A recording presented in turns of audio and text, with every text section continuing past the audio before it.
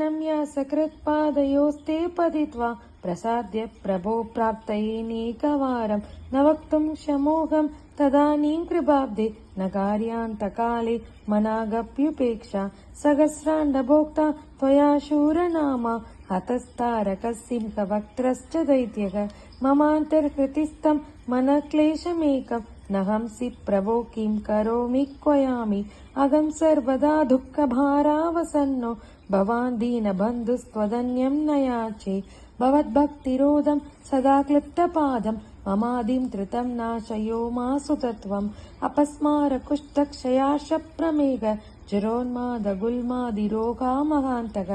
पिशाचाश्च सर्वे भवद्भद्रभूतिं विलोक्य क्षणात्तारकारे द्रवन्ते त्रिशिस्कन्दमूर्तिः श्रुतौ स्कन्दकीर्तिः मुखे मे पवित्रं सदा तच्चरित्रं करे तस्य कृत्यं वपुस्तस्य भृत्यं गुहे सन्तु लीना ममाशेषभावाः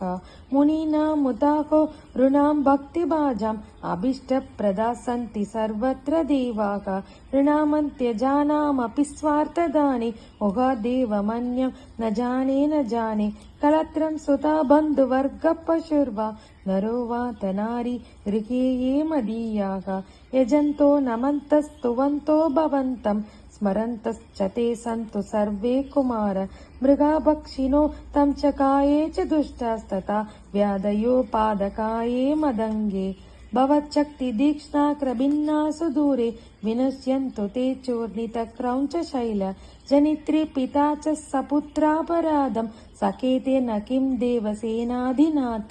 अहं चाति बालो भवान् लोकनाथक क्षमस्वापराधं समस्तं महेश नमः केकिने शक्तये चापि दुप्यं नमश्चागदुप्यं नमः कुक्कुटाय नमः सिन्धवे सिन्धुदेशाय दुप्यं पुनस्कन्दमूर्ते नमस्ते नमोऽस्तु जयानन्दभूमन् जयापारधामन् जयामोघकीर्ते जयानन्तमूर्ते जयानन्दसिन्धो जयाशेषबन्धो जयत्वं सदा मुक्तितानेश सूनो भुजङ्गाख्यवृत्तेन क्लृप्तं स्तवं यः पठेद्भक्तियुक्तो गुहं सम्प्रणम्य सपुत्रान् कलत्रं धनं दीर्घमायुः लभेत् स्कन्दसायुज्यमन्तेन रसः